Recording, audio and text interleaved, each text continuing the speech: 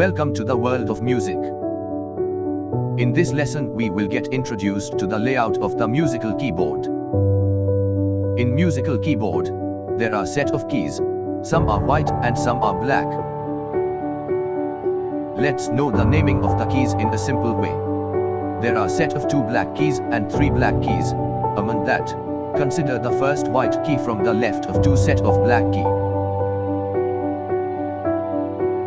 Sequence or key name will be C, D, E, F, G, A, B.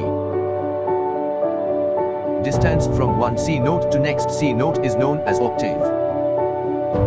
Where there are 5 black keys known as sharp or flat notes, like C sharp or D flat, D sharp or E flat, F sharp or G flat, G sharp or A flat, A sharp or B flat.